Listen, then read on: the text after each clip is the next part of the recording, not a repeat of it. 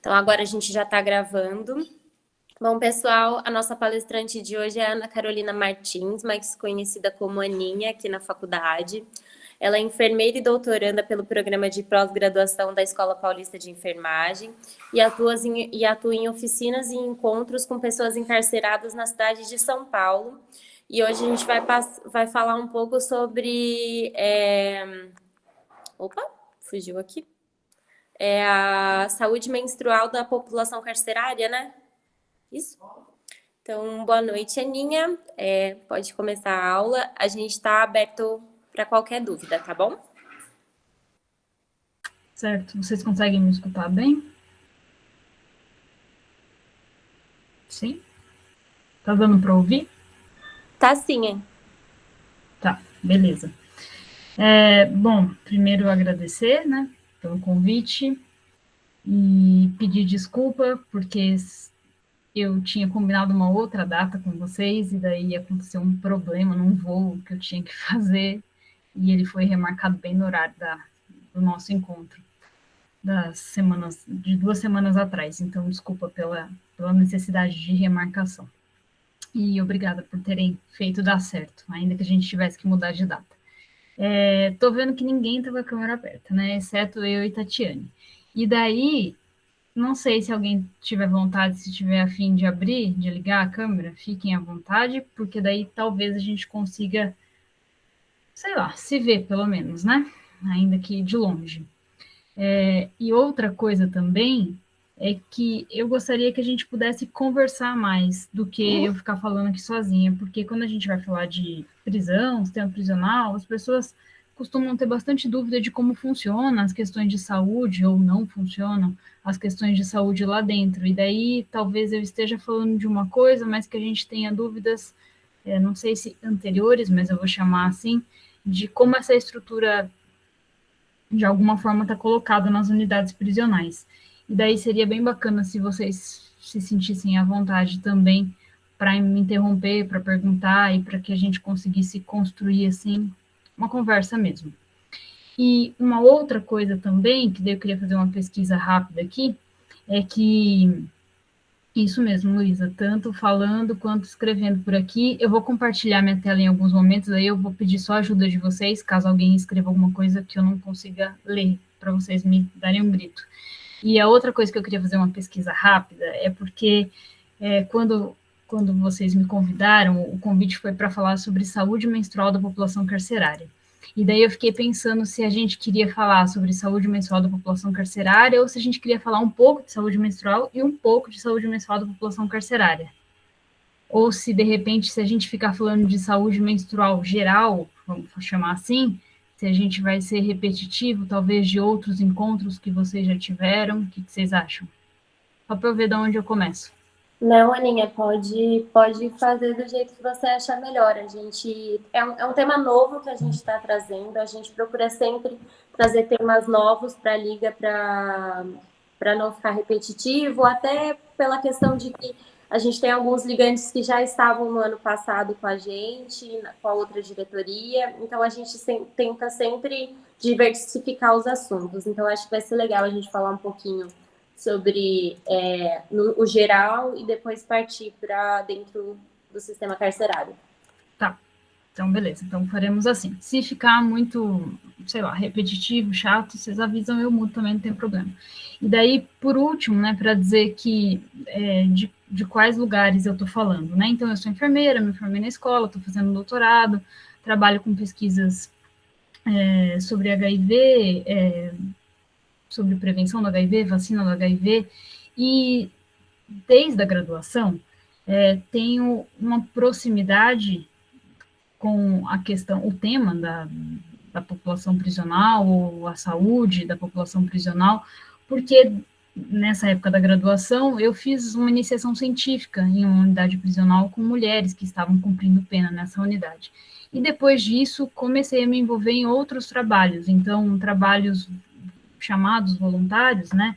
E a maior parte deles com um grupo da pastoral carcerária, que é uma instituição, um grupo, né, uma organização ligada à Igreja Católica, e daí tem várias questões que a gente pode discutir também, da igreja e tal, mas, para além disso, né, um grupo que realiza trabalhos de assistência religiosa e humanitária dentro da prisão. E, além da pastoral, né, trabalhei um tempo no ITTC, que é o Instituto Terra, Trabalho e Cidadania, que faz um trabalho bastante grande, principalmente com as questões das mulheres que estão cumprindo pena em São Paulo, né, mas no Brasil de um modo geral, e os caminhos foram meio que por essas duas instituições. Com a pandemia, as coisas ficaram impossíveis de acontecer. Então, tanto as oficinas que aconteciam dentro da prisão, quanto as visitas, elas foram interrompidas por uma questão de saúde, de segurança, né? E de diminuir o fluxo de pessoas dentro das unidades, e é claro que a manutenção dessa proibição, ela, para além da diminuição dos casos de Covid dentro da prisão, que era possivelmente uma bomba, né, prestes a explodir, por ser um lugar fechado, com pouca circulação, condições muito precárias de saneamento, de saúde. Isso foi se sustentando também porque o espaço prisional é um espaço que preferencialmente deve ficar escondido, né?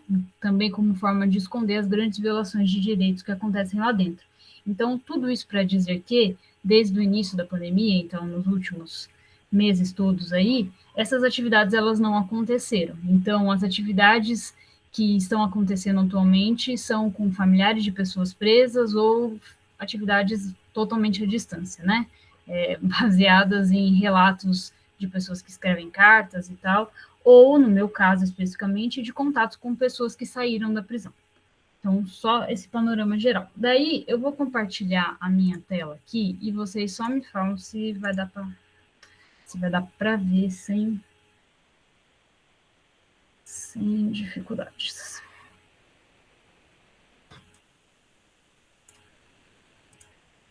Vocês estão vendo aí? Estamos sim. Estamos vendo. Bom, então tá bom. Como eu disse, né, a nossa ideia hoje era conversar um pouco sobre saúde menstrual, né? E daí, quando eu até agradeço também especificamente pelo convite para esse tema, porque é um tema que eu também não tinha grande proximidade, apesar das questões de menstruação e da prisão, elas sempre existirem como um tema constante, assim, importante, eu poucas vezes tinha, de fato, me debruçado a pensar sobre esse tema. Então, foi uma oportunidade também para fazer isso, desde que vocês me convidaram.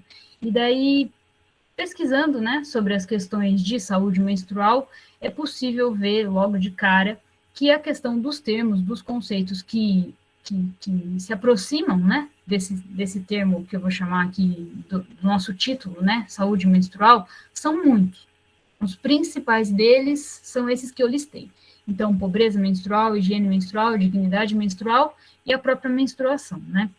Quando a gente vai pensar no tema que é mais presente nas discussões, que imagino que são as discussões que interessam vocês e que mobilizaram esse encontro nosso hoje, sem dúvida, o termo pobreza menstrual é o mais forte, né? O que mais aparece com força. E, por esse motivo, eu trouxe a definição desse termo, pobreza menstrual. Então, é um fenômeno complexo, transdisciplinar e multidimensional, vivenciado de acordo com essa definição por meninas e mulheres, né? Mas no próprio documento, e daí eu vou mostrar o documento para vocês daqui a pouquinho, tem um contraponto de que eles chamam de meninas e mulheres de uma forma como uma forma de abreviar as múltiplas possibilidades de pessoas que podem vivenciar a menstruação. Eu acho que seria mais fácil eles terem colocado pessoas de uma vez, né? Mas eles se explicam lá. Então, é um fenômeno vivenciado por pessoas devido à falta de acesso a recursos, infraestrutura e conhecimento para que tenham plena capacidade de cuidado da própria menstruação. Então, essa é a definição de pobreza menstrual. Saúde menstrual, eu trouxe uma definição, logo em frente aí nos próximos slides, mas é um enrosco infinito, porque a própria definição de saúde já é complexa, né? Então, saúde é um termo que tem muitos significados possíveis, ele é plural, por isso, né? Ele está em construção, está em disputa, e é uma dificuldade muito grande a gente pensar o que seria para, de forma unânime, saúde menstrual, considerando que cada uma, cada uma de nós vivencia a saúde de forma bastante específica, né, individual, construindo esse conceito de saúde ao longo da nossa vida, e não necessariamente contrapondo a doença. Então, vamos deixar essas coisas aí meio que na nossa cabeça, penduradas, assim, né? O termo dignidade menstrual, ele tem uma especificidade de pensar o acesso a produtos e as condições de higiene. Normalmente, quando a gente vê nos documentos do que se chama dignidade menstrual, está mais relacionado às condições materiais mesmo, para vivenciar o fenômeno da menstruação, né? E pensando aqui em pesquisas, né, possibilidade de pesquisas, quando a gente vai ver os descritores em saúde, por exemplo, a gente vê que nenhum desses termos aparece, exceto menstruação. Então, a gente tem menstruação como um descritor, tanto em português quanto em vários outros idiomas, né? E a gente tem também um outro descritor que pode aparecer em algumas pesquisas que abordam a questão da dignidade menstrual, que é o descritor produtos de higiene menstrual. E ele tem vários termos alternativos, mas ele é um descritor possível. Então, quando a gente vai procurar pesquisas que falam sobre saúde ou pobreza menstrual, a gente meio que tem que fazer um combinado de várias coisas, porque o descritor pronto, ele não existe, né? E estou falando isso aqui porque talvez alguém de nós queira procurar depois o que tem sido publicado sobre esse tema. Quando a gente pensa nesses conceitos que eu falei antes, né, o principal documento que reúne os conceitos é esse documento que foi publicado pela Unicef, né? Então, eu posso mandar depois esses poucos slides aqui que eu fiz para vocês, e esse documento, ele está nesse link, nessa foto aqui, né, da tela, e ele diz que saúde e higiene menstrual abrange a questão da higiene e dos fatores sistêmicos, que associam menstruação com saúde, bem-estar, igualdade de gênero, educação, equidade, capacitação e direitos. E incluem também conhecimento preciso e oportuno, materiais seguros e acessíveis, profissionais de saúde ou outras áreas afins, encaminhamento e acesso a serviços, acesso à água, descarte seguro de resíduos e saneamento. Então, é um negócio que, se a gente for pensar, ele demanda ação, né, de muitos setores da sociedade, né, e é por isso também que é importante partir desses conceitos para a gente depois chegar, enfim, na prisão, né. As questões de saúde, de higiene menstrual, de pobreza menstrual, costumam estar envolvidas com o setor da Unicef, que é um setor da Unicef, mas também que é um setor que abriga vários estudos, né, uma área temática que abriga vários estudos sobre temas como esse que a gente está tratando hoje, mas como também as questões de saneamento, de água limpa e tal, que é o setor de questões de água, a tradução eu não sei se está como questões sanitárias ou de saneamento, e higiene, que é chamado de WASH, da Unicef, né? Quando a gente pensa nesse documento, quando a gente pega esse documento para ler, a gente vê que ele coloca isso que ele chama de gestão da higiene menstrual como uma definição bastante simples, assim, né? Que é essa que eu destaquei no final do slide. Então, mulheres e meninas, e daí ele explica por que ele usa o termo mulheres e meninas, mas a gente pode falar de pessoas aqui, estão usando material de gerenciamento menstrual limpo para absorver ou coletar sangue, que pode ser trocado em privacidade com frequência necessária durante o período menstrual, usando água e sabão para lavar o corpo conforme necessário e tendo acesso a instalações seguras e convenientes para descartar os materiais, entendendo fatos básicos ligados ao ciclo menstrual, a como administrá-lo com dignidade e sem desconforto ou medo.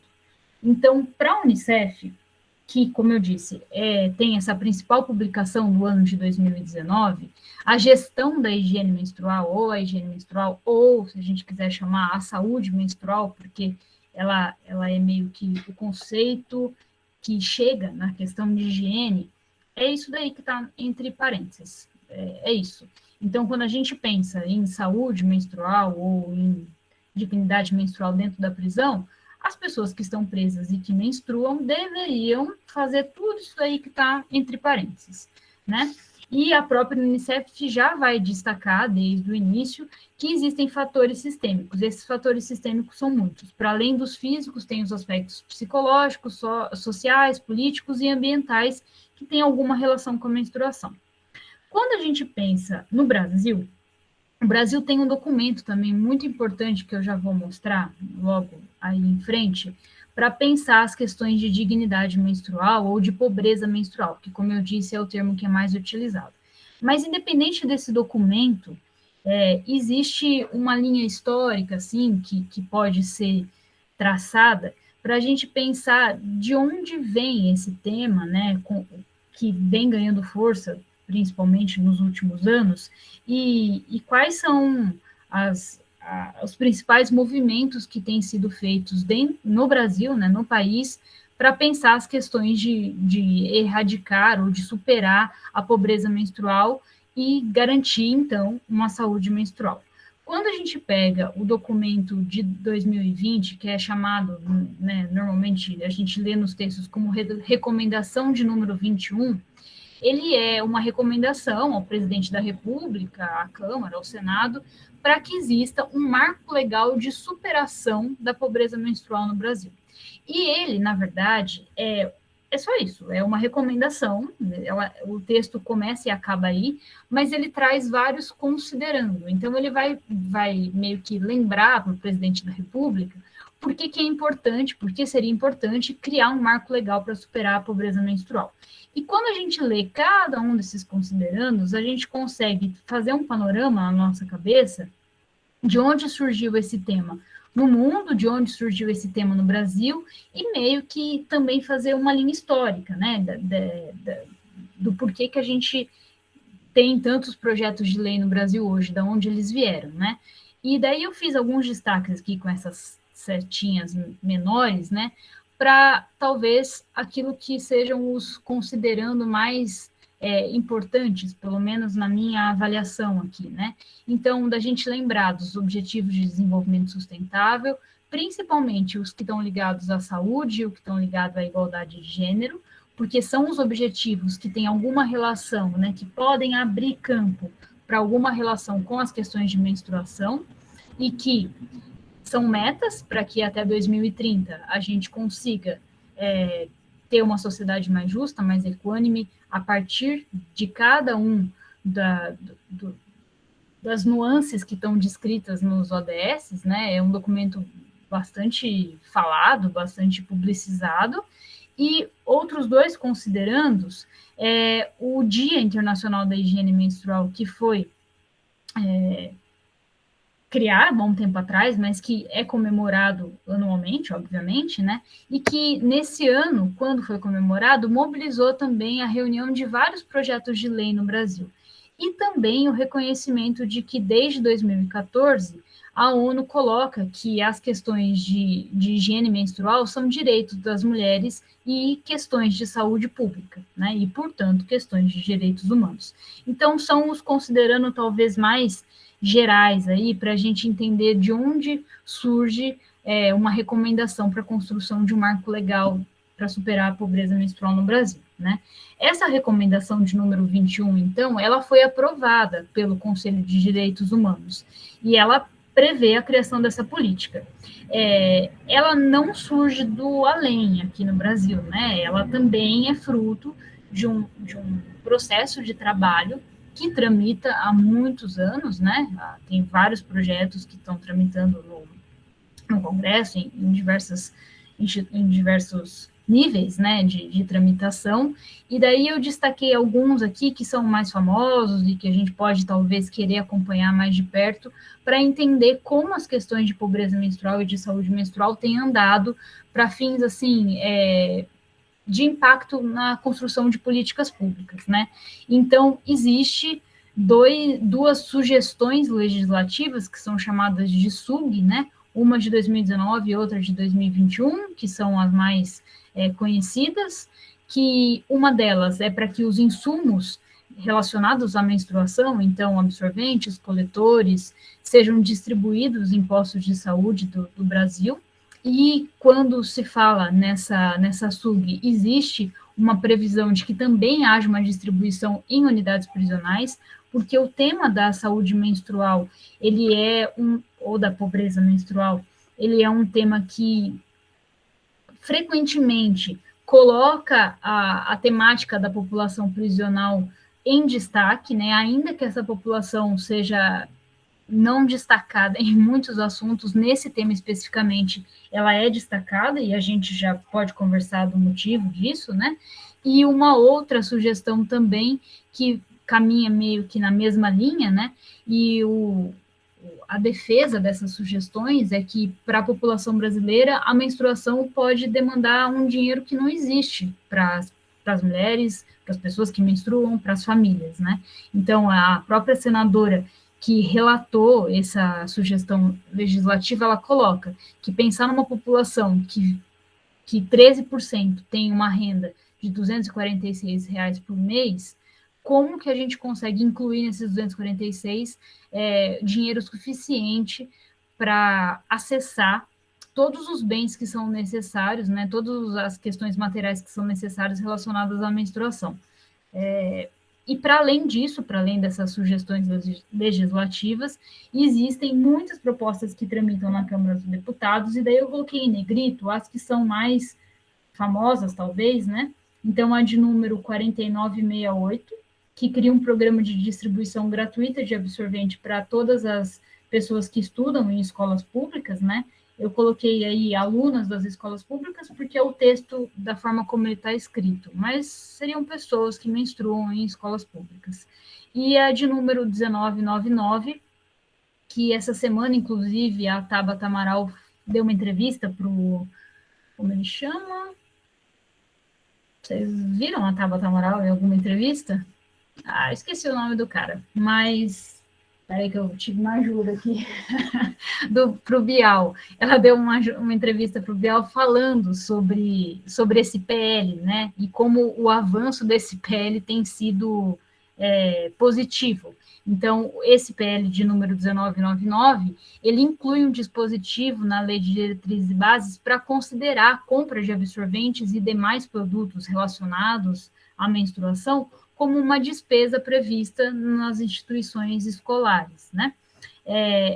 Como eu disse, são os dois principais, os dois que têm sido mais falados. Esse da Tabata, inclusive, essa semana foi muito falado, porque ele avançou positivamente, né? Ele foi aceito na íntegra. E existem outros PLs no Brasil que dizem respeito à isenção de impostos para os produtos de higiene menstrual. E isso é uma das coisas que eu aprendi aqui lendo para a gente poder conversar hoje, que países como a Alemanha, o Canadá, o Quênia, a Índia, eles têm isenção completa de impostos relacionados aos produtos de higiene menstrual, né? E outros países, como a França e a Inglaterra, conseguiram reduzir os encargos, que é o que acontece no Brasil. O Brasil tem uma redução, ela não é um imposto zerado, né? E tem países, como a Escócia, que deram um passo além, né? Que tornou a distribuição e o acesso gratuito e universal. Então, o absorvente na Escócia é de acesso público, gratuito e universal. Meio parecido com o que acontece com preservativos aqui no Brasil, pensando no SUS. Gente, eu escutei um barulhinho, alguém... Eu levantei a mão, Aninha. Vai, se joga, fala. Uma coisa que chamou muito minha atenção, assim, né, que eu estava procurando algumas coisas sobre o tema ontem por conta da aula, eu vi que o governo estadual aqui de São Paulo, há pouco tempo, assim, acho que foi esse ano ainda, aprovou um projeto, né, para distribuir gratuitamente absorventes nas escolas estaduais. Eu achei super interessante. Então, e eu acho que esse projeto não o da Tabata, peraí que eu vou voltar à apresentação, porque eu achei que você poderia estar com a câmera aberta, eu fechei para ver você, mas peraí, que eu vou voltar. Eu esqueci o nome da pessoa aqui. Não... A Luísa, professora. Da Marília. Esse PL da Marília, o que é previsto é fazer isso em nível nacional, né? eu imagino que tenha sido, é isso que você está falando, né? Que aconteceu em nível estadual, o que a Marília está propondo em nível nacional, é isso, né? Isso mesmo. Exatamente. Então, tem sido muito, assim, é um assunto que está meio no momento, assim, da discussão. Eu acredito que muito pela essa aceitação, né, esse caminhar muito positivo desse PL da Tabata. Mas seguindo aqui, né, para além dessas recomendações dos PLs que estão tramitando, existe um documento, como eu disse, no Brasil, que ele é bastante importante, e bastante importante porque ele coloca de forma organizada, né, como um documento oficial, com dados oficiais, as informações sobre as questões de pobreza menstrual no Brasil, né? Então, e escancarando quais são as desigualdades e as violações de direitos que as pessoas que menstruam podem e muitas vezes estão expostas aqui no país. Então, ele foi uma publicação recente, né? Então, tem várias notícias também de quando ele foi publicado, do lançamento desse material. Ele está disponível online, eu também deixei o link aqui, quando eu mandar para vocês esse negócio, é só clicar na foto que vai abrir. E, como eu comentei, ele também é um documento feito pelo Unicef, né? Ele coloca um panorama da realidade menstrual brasileira. Como a nossa ideia não era conversar sobre esse panorama na população geral, né, e sim pensar as questões das populações específicas, né, no caso nosso aqui, das pessoas que estão presas, eu coloquei só rapidamente 4 destaques, porque esse documento ele não traz grandes informações assim sobre a questão da prisão em si. Então a gente vai usar outros documentos para falar da prisão. Mas o que ele fala sobre o Brasil como um todo, né? Pessoas que menstruam no Brasil. Que 713 mil pessoas não têm acesso a banheiro ou a chuveiro dentro de casa. Mais de 4 milhões não têm acesso aos itens mínimos de cuidados menstruais. E daí ele explica quais são esses itens mínimos, né? Isso dentro da escola. 900 mil pessoas não têm acesso à água canalizada dentro de casa. E 6,5 milhões vivem em casas que não têm ligação à rede de esgoto, e daí, como a gente já conversou logo lá no comecinho, uma das questões da saúde menstrual, para além de ter acesso ao absorvente ou a um coletor menstrual, é também conseguir descartar isso de uma forma correta, né? Pensando nas questões de saneamento e do meio ambiente de um modo geral. Então, é por isso que essa informação da rede do esgoto também aparece aí, né? Ainda que ela não defina a experiência da menstruação como positiva ou negativa, né? A questão dos resíduos aí fica importante. Esse documento, ele é bastante grande, tem muita coisa legal, mas eu vou deixar ele aqui de lado, vou passar rapidamente por ele, qualquer coisa a gente volta depois. E daí, gente, eu tinha pensado em parar os slides aqui e a gente conversar sobre prisão, mas das outras vezes que eu fiz isso, nem sempre as pessoas estão muito animadas para falar, e daí às vezes dá muito errado. Então, eu fiz aqui nos 45 do segundo tempo um apanhado geral de coisas da prisão que poderiam colaborar para a nossa conversa sobre as questões de saúde menstrual e população prisional. E daí, tá meio feião, assim, sem fotos, sem nada, sem cores, mas vai ser assim mesmo e eu vou tentar fazer ficar mais legal. O que eu acho que é importante a gente começar a falar quando a gente vai falar de prisão, né? Que a prisão é uma instituição histórica voltada para o controle das pessoas e que as pessoas que são controladas pela prisão não é qualquer pessoa que é controlada. A pessoa controlada pela prisão costumam ser as pessoas que são consideradas desviantes, indesejáveis, perigosas, né? E também é importante colocar que o lugar da mulher, historicamente, não é esse lugar da mulher criminosa. Então, quando a mulher está dentro da prisão, para além dela ser uma pessoa presa, ela é uma mulher presa, e isso traz outras nuances.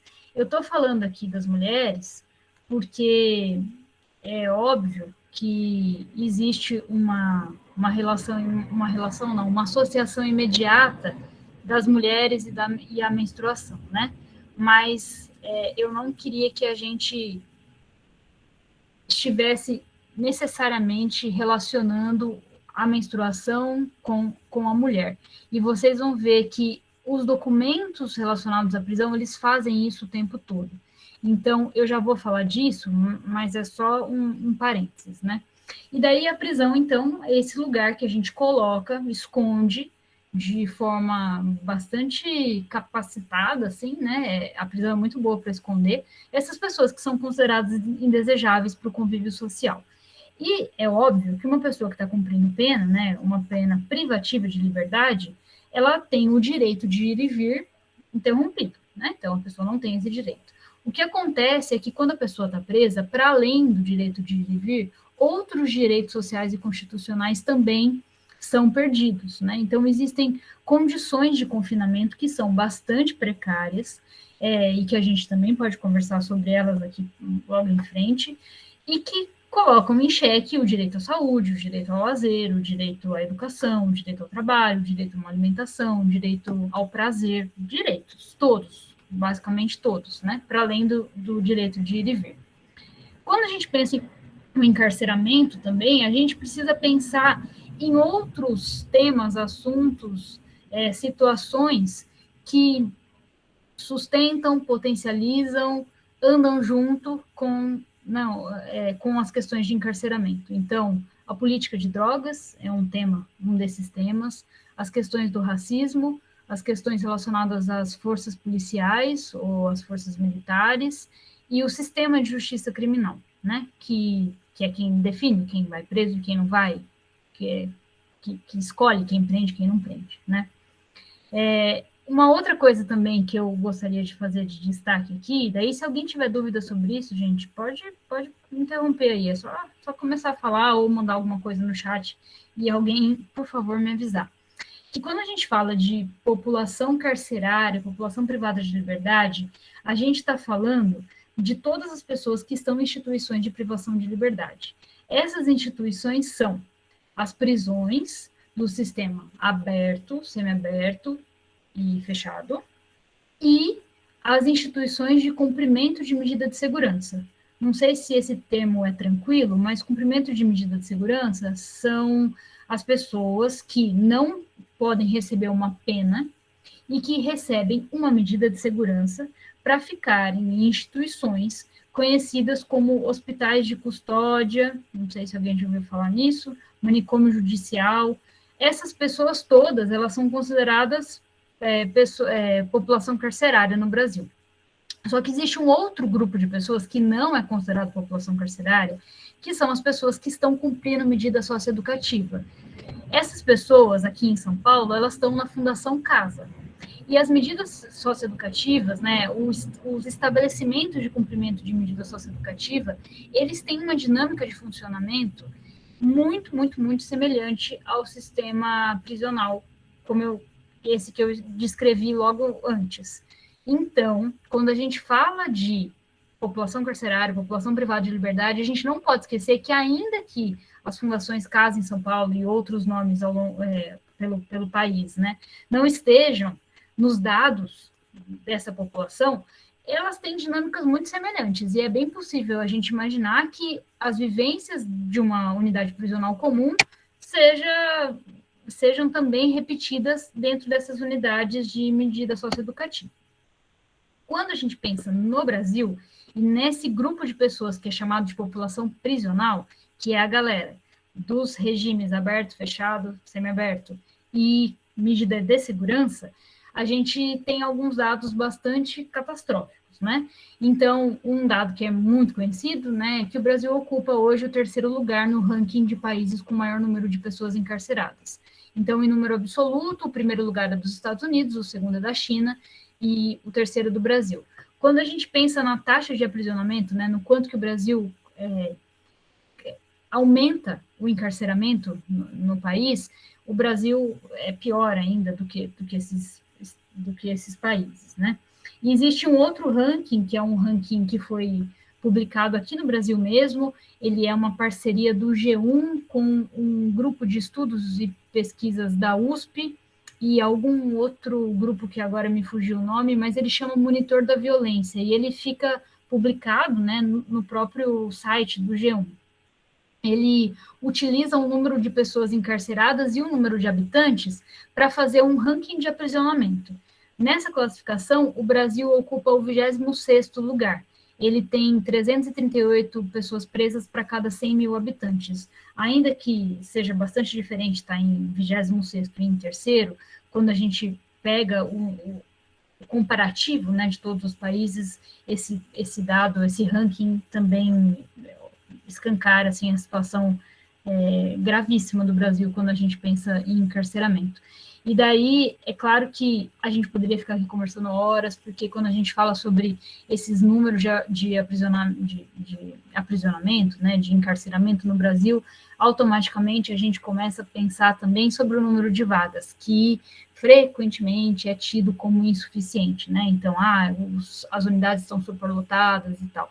E daí, assim, a gente não vai conversar sobre isso agora, porque senão a gente não chega nas questões da saúde menstrual, mas eu estou à disposição para outras conversas, e o que é importante dizer é que o Brasil prende muito, o Brasil não precisa de mais unidades de sistema prisional, o que o Brasil precisa é rever a política de encarceramento, né, que é chamada de encarceramento massivo, encarceramento em massa, em muitos documentos, para que a gente entenda que a prisão ela é um lugar de tortura, de não garantia de direitos, e que ela não colabora em nada com as questões, não sei se em nada, mas ela colabora muito pouco com as questões de segurança pública, né?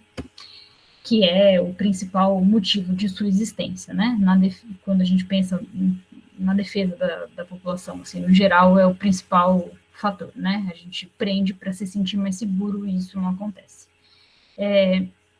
Pensando aqui na prisão, né, nessa daí que eu falei, que reúne os dados sem as fundações casa, existe um sistema de informações, né, como se fosse um censo da prisão, que é um instrumento de mapeamento e geração de dados penitenciários. O mais famoso é o antigo, o que não está em uso no Brasil, chamado Infopen. Eu coloquei o link do Infopen aqui, caso alguém um dia queira passear por ele. Ele tem essa cara aqui, tem os dados acumulados de vários anos. É claro, esses dados têm vários problemas, tem várias questões que a gente também poderia conversar no outro momento, mas é importante a gente destacar esses dados, porque ainda que eles sejam velhos, né, de 2019, é o dado oficial que a gente tem no Brasil. O Infopen, ele deixou de existir, ele foi substituído em 2020 por um outro sistema chamado SIS-DPEN. DPEN é Departamento Penitenciário Nacional, então é o sistema do departamento, né? E esse SIS-DPEN, ele só permite o acesso a informações de pessoas que têm um login institucional. Então, a sociedade civil não consegue acessar os dados. E é por isso que o Infopen é tão importante e tão utilizado, porque a gente não tem outro dado. Então, rapidamente aqui, no Infopen de 2019, que é o último que a gente conseguia ver que o Brasil, naquele ano, no final do ano, tinha 755, um pouco mais de 755 mil pessoas presas.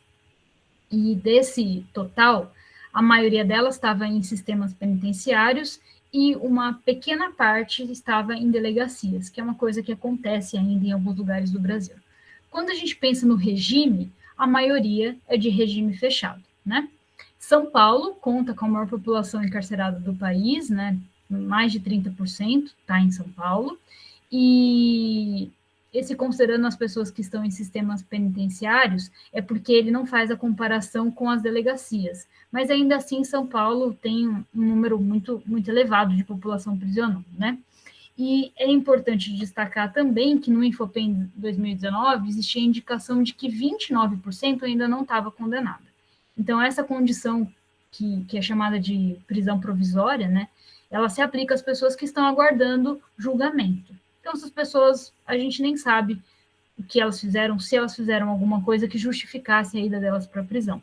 É como se a gente pensasse que, grosseiramente, né, a cada 3 pessoas, 1/3 da população que está presa no Brasil hoje ainda aguarda uma condenação. Então, é um dado bastante preocupante também, né?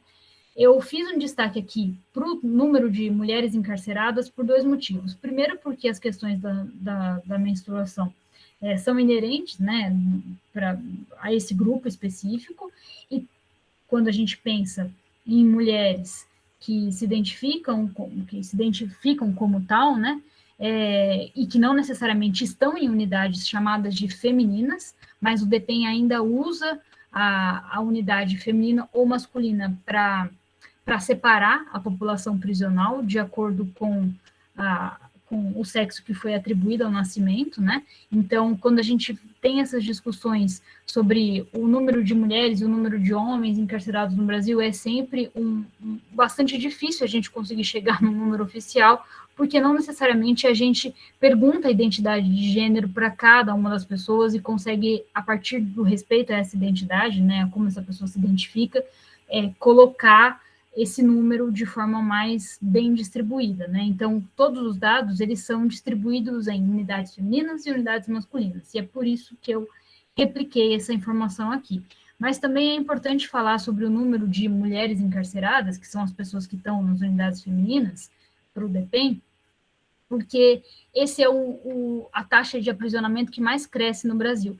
Então, quando a gente pensa nos anos 2000, o número de mulheres encarceradas não chegava em 6 mil. E quando a gente pensa na época do Infopen 2019, era mais de 37 mil.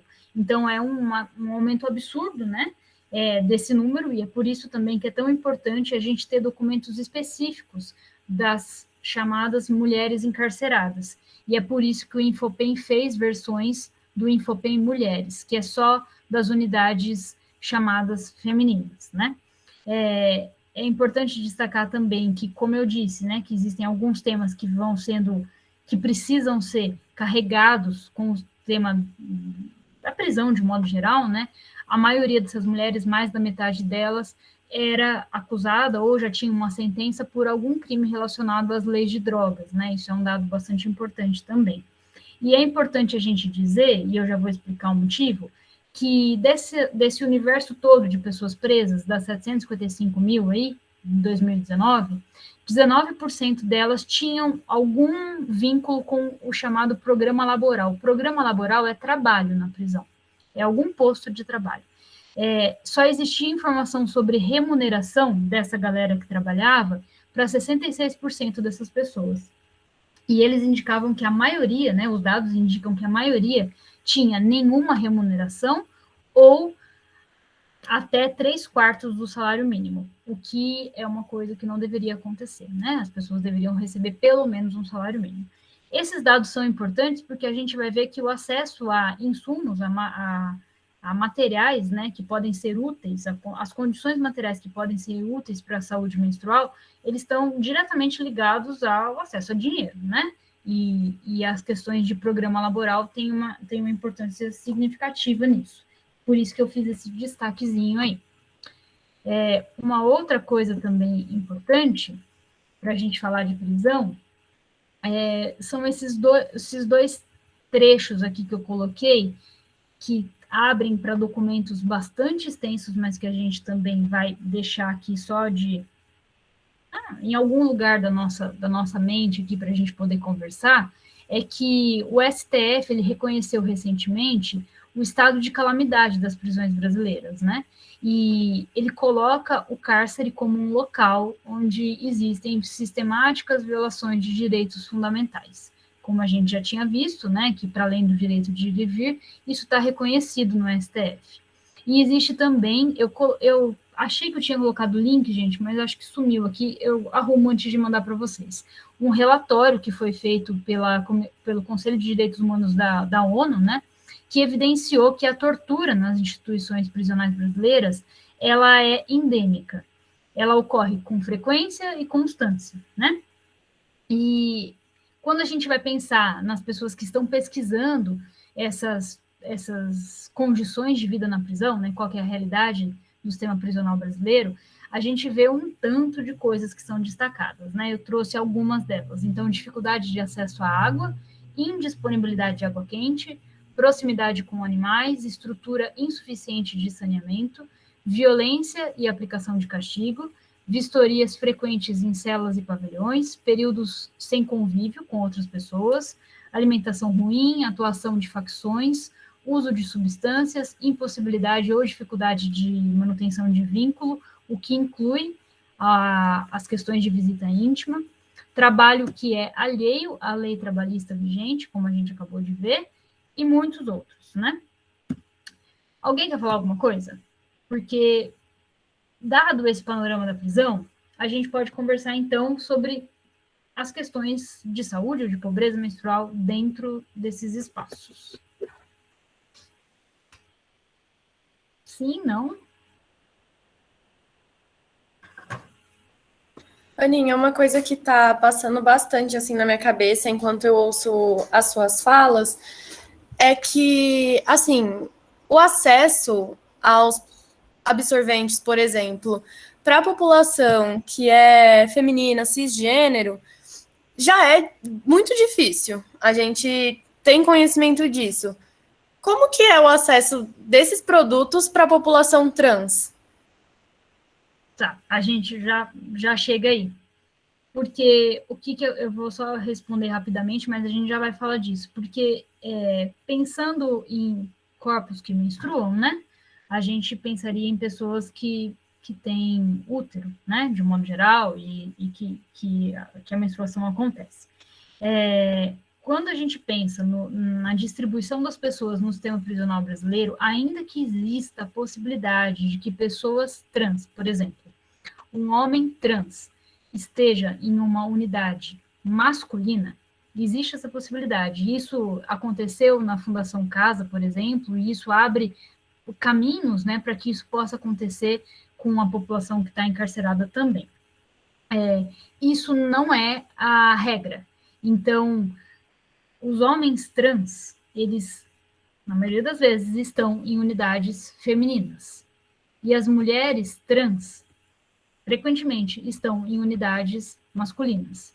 Isso faz com que a maioria das pessoas que têm útero estejam nas unidades femininas. E que exista, portanto, o mesmo aparato para distribuir para uma pessoa cis e para uma pessoa trans. Deu para entender? Deu sim, obrigada. Tá. Mas é claro que se uma pessoa, se um homem trans que menstrua estiver numa unidade masculina, isso que você falou faz total sentido, vai ser uma super dificuldade, porque o tanto de materiais que chegam para essas unidades não costumam incluir absorventes, certo? Bom, e daí, eu trouxe esse livro aqui, porque toda vez que alguém fala de menstruação, prisão, eu sempre acho que saiu a ideia desse livro.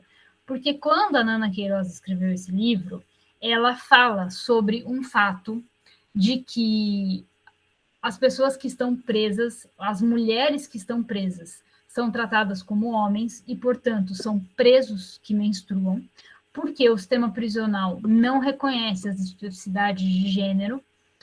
E ela fala das mulheres cis, né? Na maioria, faz tempo que eu li esse livro, mas eu pela lembrança que eu tenho, ela não aborda, eu não sei se ela não aborda nada, mas ela aborda bastante pouco a questão da população trans. E ela narra nesse livro a ocorrência de que mulheres não tinham acesso a absorvente e que, por não ter acesso a absorvente, elas precisavam usar miolo de pão. Vocês conhecem essa história? Vocês já leram esse livro? Ou esse livro nem foi a inspiração desse convite?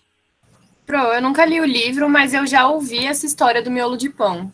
Tá. A Marisa mandou aqui que já ouviu, a Giovana também. Porque essa história é super famosa, né? Não é uma história que foi, sei lá, publicizada pela Nana Queiroz, ela já existia, né?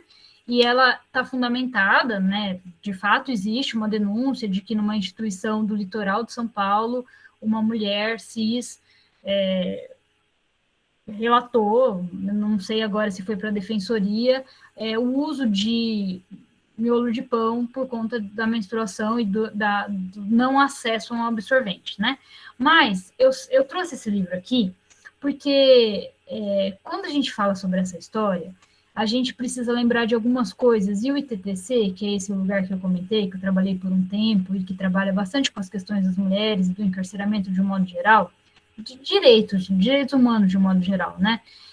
Escreveu um texto que está até aqui, ó, em algum lugar, clicando aqui, abre para o texto, mas eu vou voltar lá para o meu, dizendo que as questões que estão, peraí, gente, desculpa, relacionadas ao encarceramento, elas vão para além das questões materiais. E daí, quando a gente pega essa história do miolo de pão, existe uma intensa vontade, desejo de falar das questões materiais da prisão, única e exclusivamente. Para além disso, quando a gente fala sobre essa história do miolo de pão, essa história ela é colocada até por algumas pessoas que pesquisam a prisão como uma história assim meio de um fetiche, assim, né? As pessoas têm um fetiche com esse lance do bendito miolo de pão, e se essa história ocorreu de fato, ela aconteceu uma vez. Eu sei que acontecer uma vez nesse registro já seria suficientemente estarrecedor, assim, né? Mas o que esse texto do TTC mostra para a gente é que quando a gente coloca o miolo de pão como uma história possível para as mulheres que estão encarceradas no Brasil, a gente reforça um estereótipo de que essas pessoas podem ser vistas como pessoas menos civilizadas, que usam uma comida para conter a menstruação. E daí misturam tabus infinitos, né? E o que é necessário a gente lembrar sempre é que esse livro deu uma importância bastante grande para a questão da menstruação. A partir do livro, a Nana Queiroz, ela fez muito sucesso quando ela lançou esse livro. Ela começou uma campanha para arrecadar absorvente e distribuir nas unidades prisionais, principalmente nas unidades, acho que de São Paulo, que era onde ela estava mais perto, mas ela fez um trabalho muito extenso de campo no Brasil todo. Então, ela teve um alcance muito grande nessa campanha, né? E ótimo, foi muito necessário para que o tema da saúde menstrual ou da dignidade menstrual pudesse, de fato, chegar, né, na população que está encarcerada.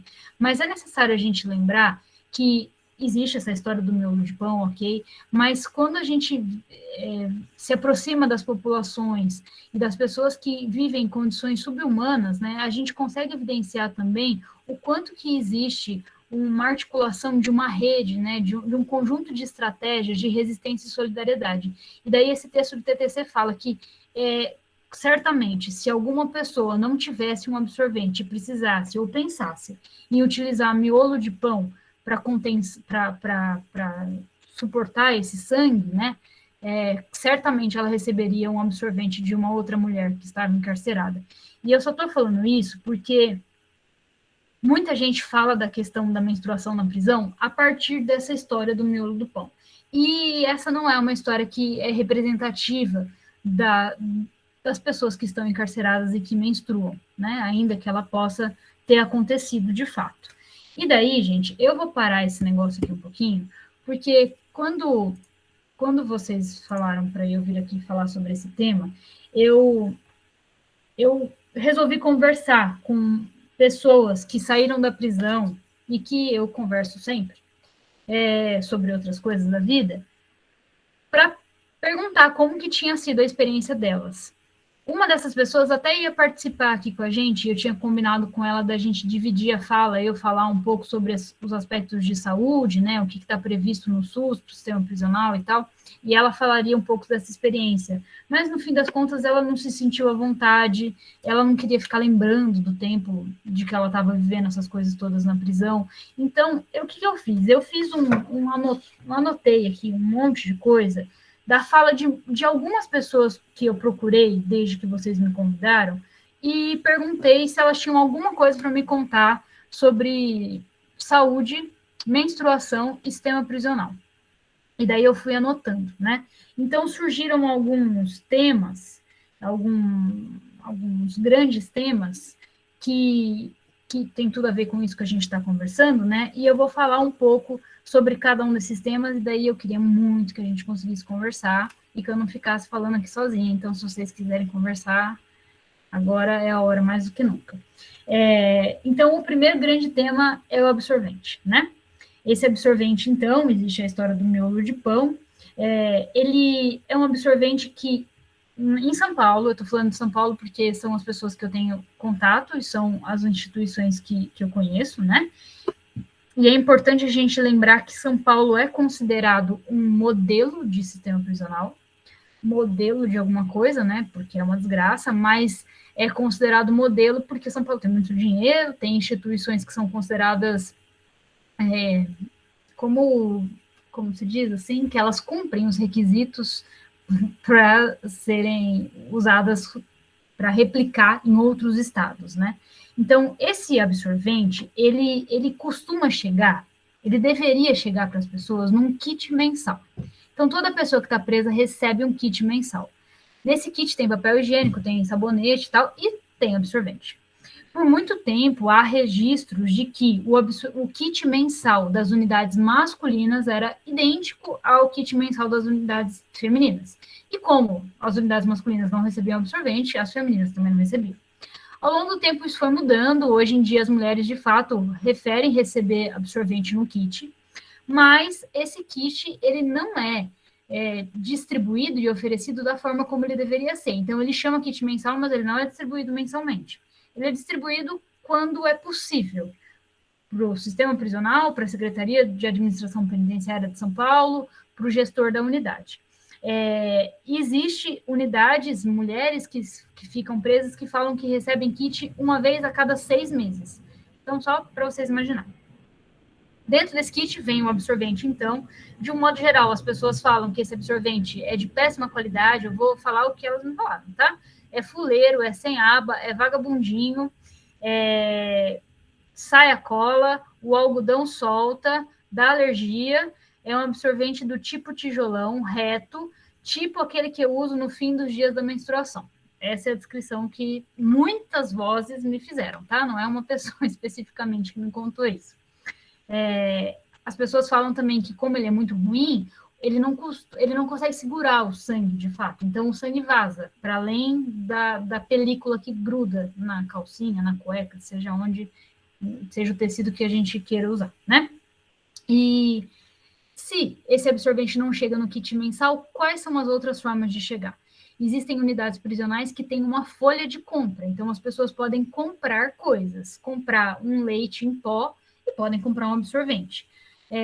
A disponibilidade de marcas, modelos, de todos os itens, ela é restrita, então, obviamente, do absorvente também.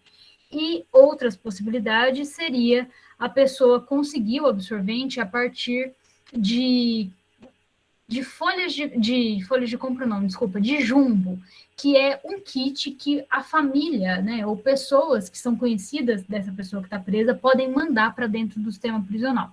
Então, você pode fazer tipo uma cesta básica e mandar para essa pessoa que tá encarcerada. Fala aí, Tatiane. Eu ia fazer justamente essa pergunta, se nesse caso de a penitenciária não oferecer, se a família não poderia enviar para essas pessoas, mas aí a gente também entra naquele assunto de que, tipo, muitas pessoas perdem vínculos familiares quando elas estão dentro da prisão, são abandonadas pela família, aí já entra num assunto mais complicado também. A questão do encarceramento chamado de feminino, né, e da questão da dificuldade de manutenção de vínculos, ela é sempre super presente, né? Porque existe dados que mostram que essas mulheres, né, ou as pessoas que estão nas unidades femininas, elas recebem menos visita, recebem menos correspondência desses familiares e têm vínculos mais rompidos ou vínculos somente com outras mulheres que são as que assumem a chefia, né, entre aspas, dessas famílias e que, portanto, cuidam de filhos, trabalham e não conseguem estar no ambiente prisional nos horários que o ambiente prisional aceita visita. Então, existe essa possibilidade de você receber um kit a partir do correio, né, que a sua família enviou. É claro que isso tem um custo bastante grande, o custo da folha de compra também é considerável, porque, como a gente viu, o salário dessas pessoas, ele é bastante restrito ou ele inexiste, né? E com as questões da pandemia, o fluxo de entrada e saída de materiais dentro do sistema prisional, ele foi bastante afetado.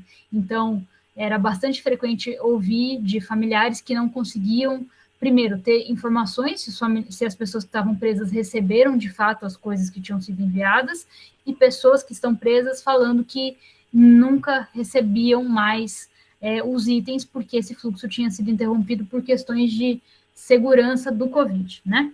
Então, quando as pessoas não conseguem os absorventes, ou o absorvente acaba, porque ele também é restrito, né, nesse kit mensal, o que as pessoas fazem é fazer os corres, que eles chamam, né? Então, conseguir acesso a esse absorvente por meio de doação, de troca de favores, de troca de trabalhos, ou pela compra com o dinheiro que é usado dentro da prisão, que é o cigarro, né? Então, na prisão não pode ter circulação de dinheiro em espécie, moeda, nota, mas o cigarro, ele é utilizado como dinheiro. Então, os maços é o que estipulam o valor das coisas.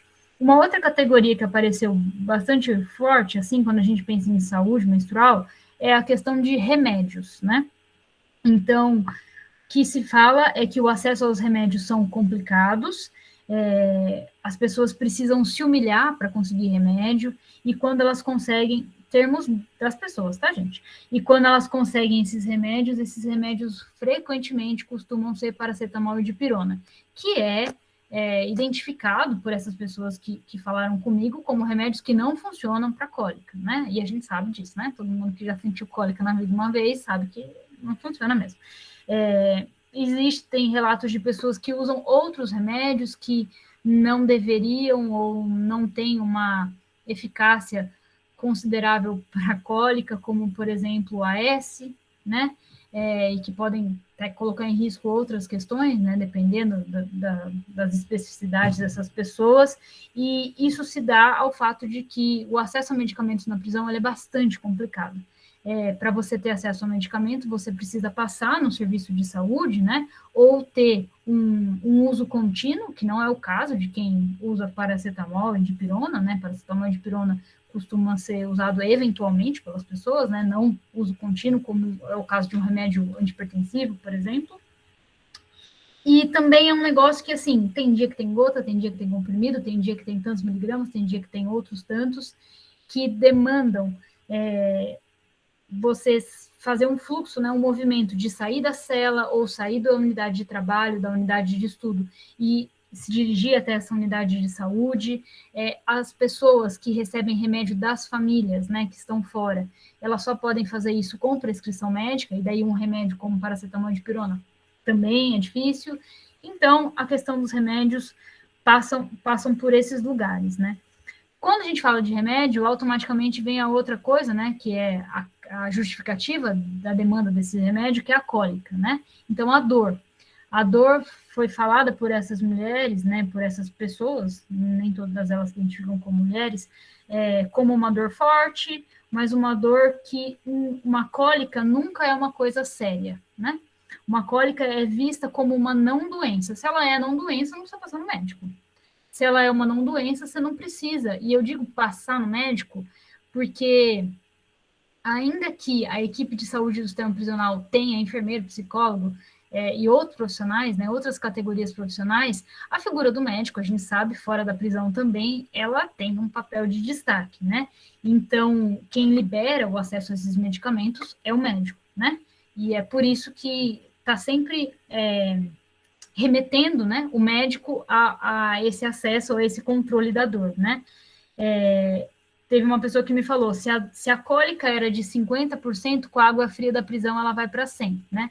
Eu já vou falar da questão da água, deixa ela em stand-by um pouquinho. Tem gente também que fala que, como o remédio é tão escasso, é tão complicado, e a cólica, para muitas dessas pessoas, é tão forte, né?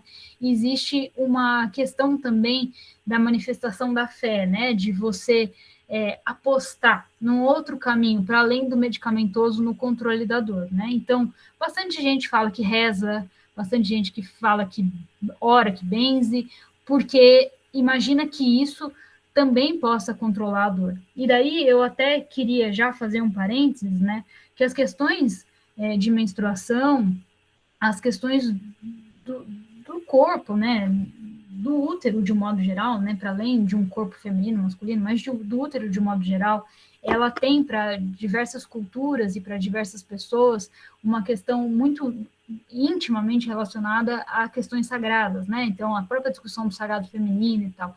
E a população prisional, ela é privada também da possibilidade de viver isso, né? Com relação à menstruação, na minha percepção, porque a experiência costuma ser tão negativa por conta da dor, da dificuldade de acessar um item básico como o absorvente, né, que a gente poderia também ficar aqui conversando sobre isso. Quando eu falei do absorvente, eu só falei de absorvente, não falei sobre as outras 1000 possibilidades, né, como são os casos do coletor, disco e tal, porque se não tem absorvente, coletor, ninguém nem sabe o que é, né? Eu não estou falando que as mulheres não sabem o que é, estou falando que a gestão do sistema prisional não está interessada em saber o que é. Eu desconheço alguma política, algum caminho assim que esteja pensando na questão dos coletores ou dessas outras formas, né, de armazenamento desse sangue, né, que não seja do absorvente, mas existem.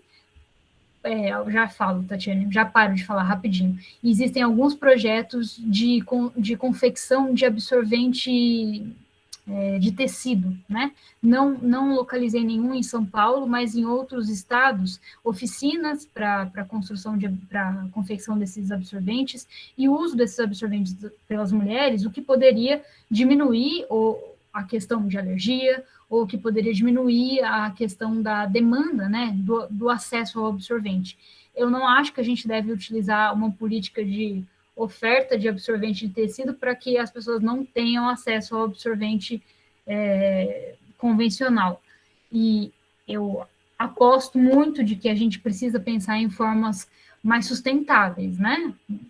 Inclusive, né? Só que nesse contexto do ambiente prisional, é um tanto quanto perverso isso, porque a gente tira ou usa esse lugar da sustentabilidade, por vezes, para escancarar uma questão de não ter acesso a um item básico para qualquer mulher ou para qualquer corpo que menstrua, né?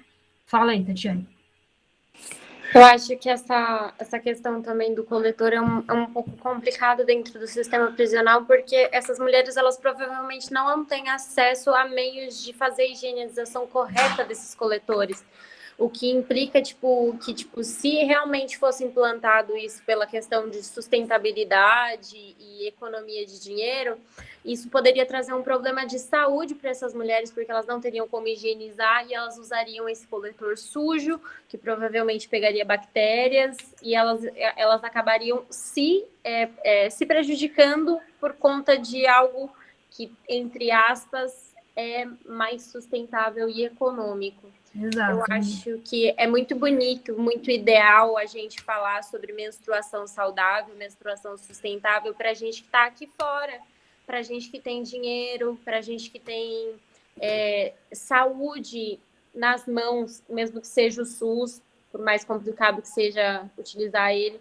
É muito complicado quando a gente pega essa questão da mulher dentro do sistema prisional, eu acho que é um pouquinho mais complicado.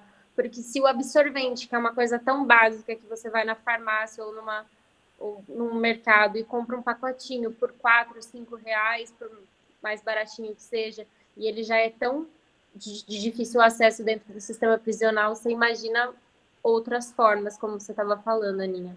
Sim, e isso que colocaram aí, que a Luísa e a Juliana colocaram no chat, também é bastante importante. Pensar que essa pessoa que menstrua, ela tem direito de escolher o que ela quer usar, ela tem direito de experimentar, né? E isso certamente seria um direito também negado dentro do ambiente prisional, né? Então, nem todo mundo vai querer usar coletor, nem todo mundo vai querer usar absorvente X, Y, Z, né? E isso das questões de acesso à água, principalmente, né? São questões muito complexas, porque os recursos materiais, eles são sabidamente escassos na prisão, né? E daí, quando a gente pensa qual é o mais elementar de todos, o mais básico, ele é o que a gente tem mais registros de escassez, é a água. Então, assim, a gente não está falando nem de falta de sabão, a gente está falando de falta de água, antes até do sabão, né? Então, onde eu estava aqui? Na questão da cólica, né? E daí dessa coisa de rezar e de apostar que essa fé também poderia mobilizar uma melhora dessa dor, né? Uma outra questão que foi colocada por essas pessoas com quem eu conversei são as questões de problemas relacionados à menstruação. Então, as menstruações desreguladas, que elas chamam, né? Pessoas que têm ou ausência da menstruação, ou um fluxo muito intenso, ou desregulado de alguma forma, né?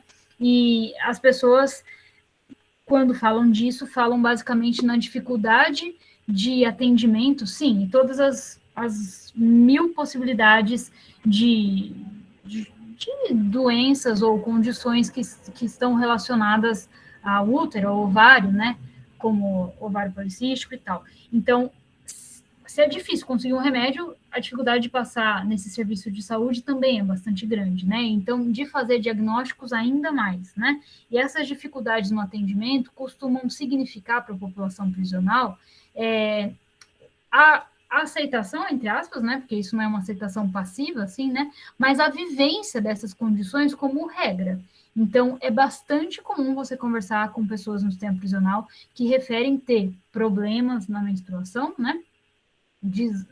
Basicamente, menstruação desregulada, que elas chamam, e isso faz parte da vida, né? As pessoas, de alguma forma, pelo cansaço, muitas vezes, né, acabam vivendo com isso, né?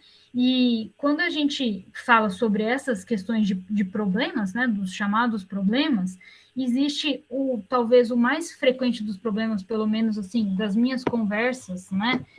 E faz bastante tempo que eu vou no sistema prisional assim para conversar. Então, tipo, já conversei com muitas pessoas que menstruam, né?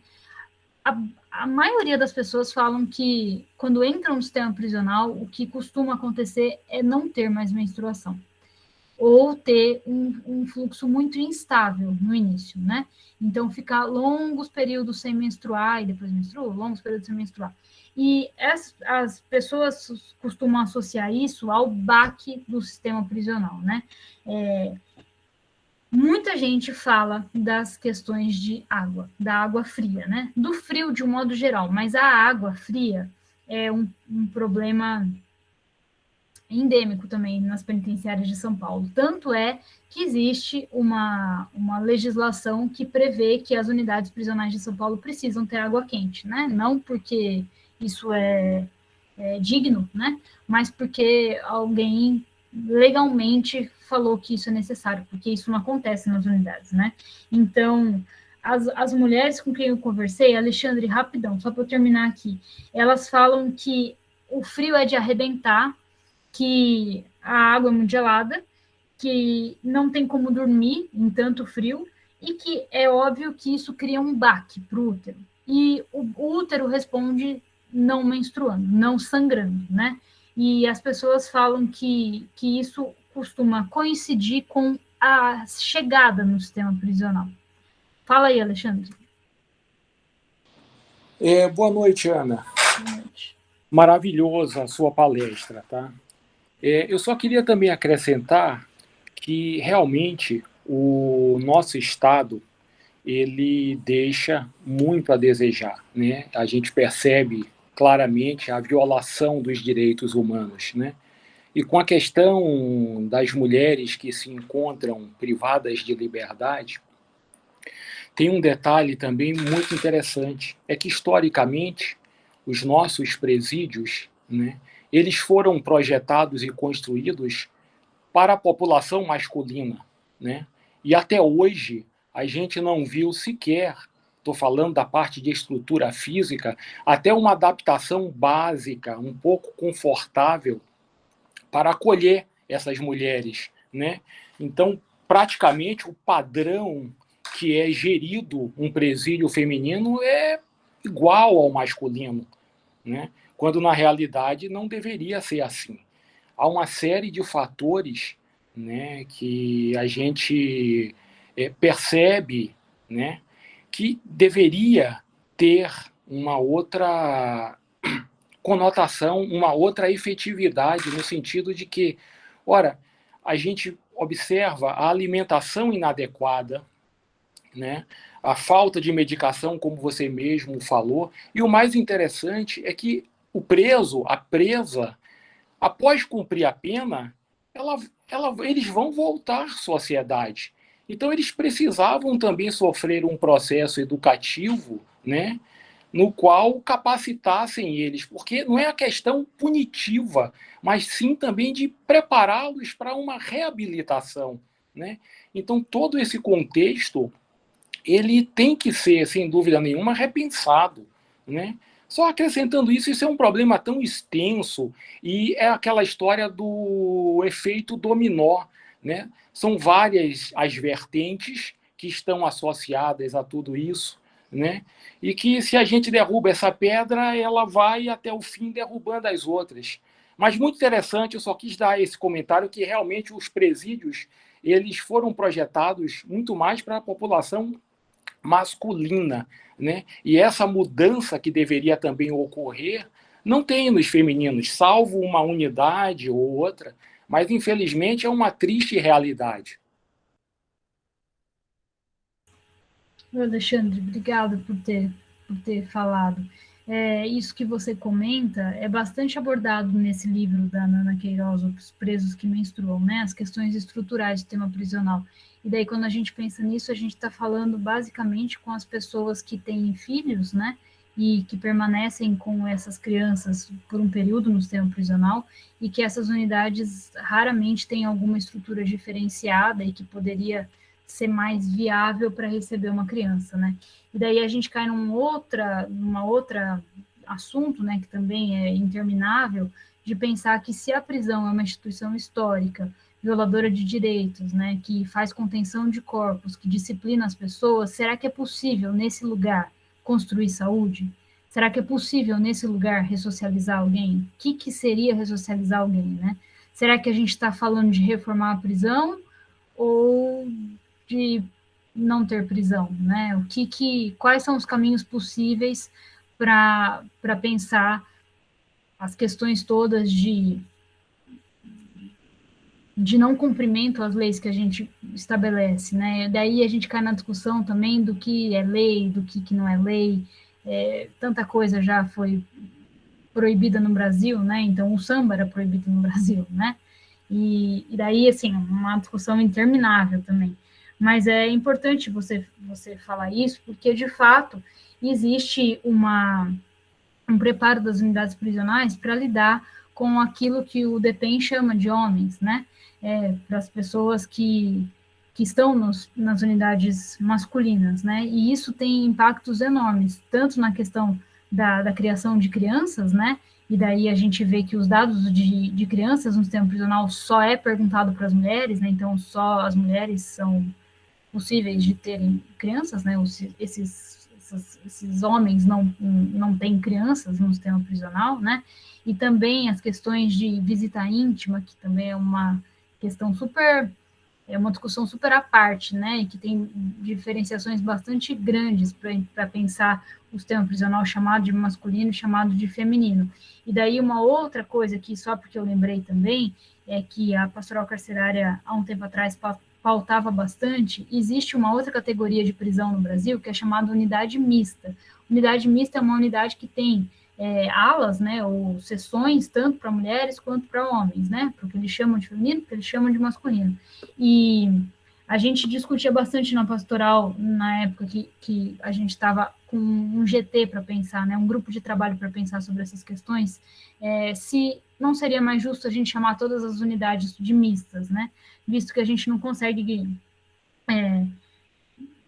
ou melhor, visto que o sistema está amparado num padrão cis heteronormativo, né, e que a gente precisa, para além desse padrão, perguntar para as pessoas como elas se identificam, né, e esse era o último ponto aqui que eu ia destacar da fala dessas pessoas que eu conversei, e daí rapidinho eu já leio aqui o que o João Pedro mandou, que as pessoas que fogem do padrão da cis heteronormatividade, né, que a gente chamaria ou chama de população trans, não necessariamente também de população trans, né, não necessariamente dentro do sistema prisional se identifica como tal, né, então eu vou falar esse termo aqui porque ele não é um termo, uma identidade do sistema prisional secreta, né? Porque tem algumas palavras do sistema prisional que a gente evita ficar falando, porque são, às vezes, até códigos, né, de comunicação lá de dentro, né? Mas o Drauzio Varela, ele escreveu um livro sobre as prisioneiras, né, as mulheres que estão presas.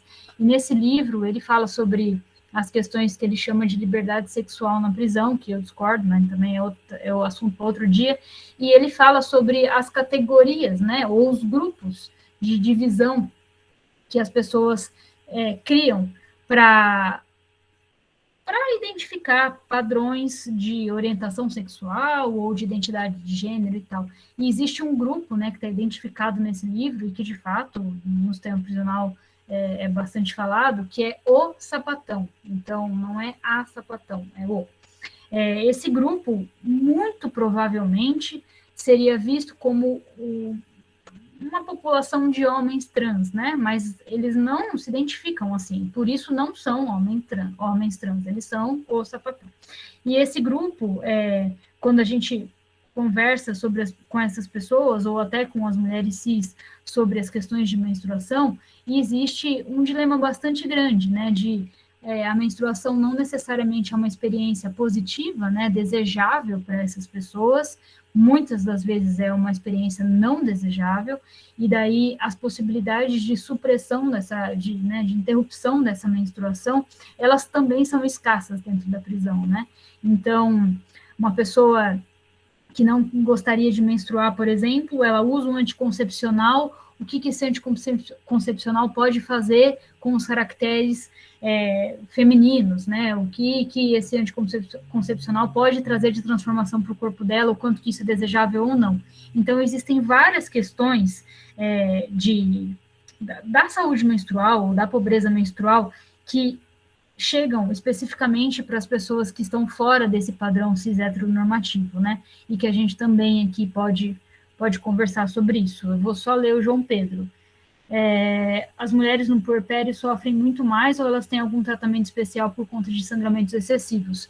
Olha, João Pedro, do mesmo jeito que tem muita gente que fala que fica sem menstruar, né? E eu acho que isso é o mais frequente, tem muita gente que fala que menstrua sem parar, né? Então, essa desregulação, né, que as mulheres falam, acontece também fora do puerpério, né? E especificamente no puerpério, as mulheres, por elas estarem normalmente com esses bebês, né, podendo ficar com esses bebês até 6 meses, elas costumam estar em alas especiais das unidades prisionais. Aqui em São Paulo existe uma penitenciária que tem uma ala específica chamada de materno-infantil. Então, essa ala, ela deveria ter um olhar diferente para as questões, tanto da maternidade quanto do puerpério, as questões que são mais frequentes nessa fase da vida, né? Mas isso não significa que elas dão conta disso, né? Existe um acesso à saúde que pode ser visto como facilitado nessa unidade. Mas daí eu também estou falando de uma unidade especificamente que eu conheço e tal. Isso não pode ser aplicado como regra para o Brasil, porque quando você pega os dados do Infopen 2019, que são os mais recentes que a gente vai ver que as unidades que têm esse aparato de saúde não são igualmente frequentes nos estados. Tem estados que quase não têm aparato de saúde dentro do sistema prisional. E as unidades que têm aparato materno-infantil também não são uma regra. Então, muitas coisas podem acontecer. Por isso que eu estou dizendo, São Paulo é considerado modelo, e quando a gente olha para os dados de São Paulo, a gente tem que considerar isso também, que as coisas que acontecem aqui não necessariamente acontecem nos outros lugares do país, né? Gente, eu não sei, eu acho que as coisas que eu tinha separado, assim, para falar, eram essas, né? E daí acho que quando o Alexandre trouxe a fala dele, talvez eu até tenha adiantado o que eu tinha pensado aqui para nosso possível fechamento, assim, de pensar nesse espaço de violação de direitos, né? Como é possível a gente conquistar a saúde, se é que a gente considera a saúde como completo bem-estar biopsicossocial, num ambiente que é violador de direitos, né? Então, assim, Não dá para falar de saúde no sistema prisional se a gente tem violação de direitos, né? A saúde, ela não é consolidada dentro desse lugar, né? Como que a gente pode pensar numa vida plena, né? De pessoas que podem escolher o que fazer com os próprios corpos, vivenciar os fenômenos dos próprios corpos de forma autônoma, livre, dentro de um ambiente que tortura, né? Isso não vai acontecer, né? As questões de acesso a materiais, de acesso a bens materiais, elas ficam pequenas perto do tamanho do problema do sistema prisional quando a gente pensa nas múltiplas violações de direitos, né? E também a gente precisa fazer um contraponto de que a população que está presa no Brasil é uma população pobre, que já vive em territórios afastados dos centros das cidades, que não é de cor branca, e quando eu digo que não é de cor branca, é também porque os dados do sistema prisional, eles indicam a cor das pessoas a partir do olhar do diretor da unidade, e não por autodeclaração, como é previsto no IBGE. Então, a gente só vai saber a cor dessas pessoas se a gente, de fato, perguntar para elas, né? Apesar dos dados oficiais indicarem. E essas pessoas, elas costumam ter a prisão como mais um elo de uma cadeia de múltiplas violências, né? Então, quando a gente pensa no sistema prisional das mulheres, né, isso talvez fique ainda mais reforçado pelas questões de gênero, né, do machismo, do machismo, basicamente, né? Mas a prisão, de um modo geral, independente da população ser cis ou trans, de ser feminina ou masculina, dentro dessas unidades, ela é mais uma das múltiplas violências às quais essas pessoas estão expostas. Então, quando a gente pensa aquele conceito de saúde menstrual, né, que coloca lá os aspectos de gerenciamento, de gestão da higiene menstrual, né, que a pessoa deveria usar um material limpo para absorver o sangue, que pode ser trocado com privacidade. Não existe privacidade no sistema prisional. Usando água e sabão, não existe nem água no sistema prisional. Lavando o corpo conforme necessário. O horário de banho é pré-estabelecido pela direção, com instalações seguras. O ambiente prisional é seguro? Seguro para quem? E convenientes para descartar os materiais. Não tem saneamento. Então, quando a gente pensa, a gente desmonta esse conceito, né? Então, esse conceito ele não tem como ser aplicado dentro do sistema prisional. E daí é muito duro também falar isso e não pensar nas múltiplas formas de resistência dessas pessoas. Porque ainda que esse conceito seja absolutamente desmontado no sistema prisional, porque ele não é possível de ser garantido, ele não é desejável por quem prende no Brasil, né? E por quem está no poder no Brasil, nos espaços de poder do Brasil, a gente precisa pensar que essas pessoas, homens, mulheres, corpos que menstruam, seguem vivas e resistindo nesse sistema, né? Então, é importante a gente destacar que, ainda que seja violador, que ainda que seja inconstitucional, qualquer coisa que a gente queira pensar, existe um tanto de resistência dessas pessoas de se manterem vivas lá e de construírem caminhos possíveis para conseguir viver, sair de lá e ver novos horizontes de vida possível, né? Para além daquele espaço de cumprimento de pena. Eu acho que era isso que eu tinha pensado. Eu estou super à disposição. O final daquela apresentação, eu coloquei alguns links que não são dos materiais que eu compartilhei nas fotos, né? Que são basicamente todos, acho que é da própria Unicef, falando sobre saúde menstrual. Existem pesquisas que falam sobre a população prisional especificamente, né? E todas elas caminham por lugares muito parecidos com esses que eu trouxe para vocês, que foram compartilhados com essas pessoas que já estiveram dentro de alguma unidade aqui de São Paulo. Era isso. Aninha, muito obrigada por essa aula. Acho que eu falo por todos que ela foi muito importante. É um assunto que não é abordado, como você disse. Você mesma teve que pesquisar sobre isso, teve que entrar em contato com pessoas que você já tinha contato. Então, eu acho que foi muito gratificante e muito enriquecedora essa aula. Vamos tentar entrar em contato com você para fazer outra aula numa próxima oportunidade. Foi muito, muito bom mesmo. Obrigada.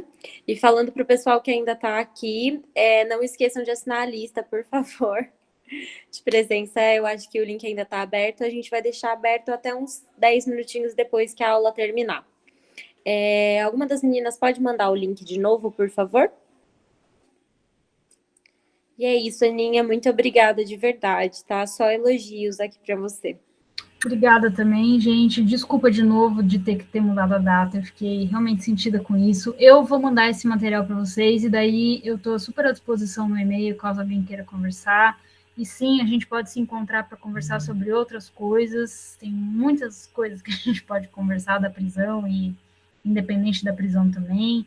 E assim, a entrada no sistema prisional, né, para quem não está preso, para quem não está presa, ela é bastante difícil, né? E agora com a pandemia, ela eu não sei nem qual palavra usaria para classificar, ela é inexistente, né? Mas é claro que a gente, como sociedade civil, pode acompanhar essas coisas todas. Existem movimentos de familiares de pessoas presas que são muito ativos em São Paulo. Existe um grupo que pensa as questões de desencarceramento que também é muito ativo. Existem as possibilidades da gente entrar no sistema prisional como pesquisador, como pesquisadora, né? Então, eu também estou super à disposição para a gente pensar nessas entradas, assim, se alguém tiver interesse, para a gente criar projetos, para a gente estar nesses lugares e poder se aproximar de fato da realidade, que a gente nunca vai conseguir se aproximar, porque a gente vai entrar e vai sair desse lugar, né? A gente não vai dormir lá nenhuma noite, né? E é isso. Estou à disposição. Eu mando o material para vocês, tá? Muito, muito obrigada pela companhia, pelas trocas, pelo convite. E fechou. Bom, é isso. Imagina, não precisa se desculpar. A gente super entendeu que ocorreu um pequeno desvio de rota aí, mas deu tudo certo, a gente conseguiu transferir a aula para outro dia, e é isso. Aninha, muito obrigada novamente. Boa noite para todo mundo. A gente se encontra daqui 15 dias na próxima aula, tá bom? Boa noite, gente. Tchau, gente. Beijo, valeu.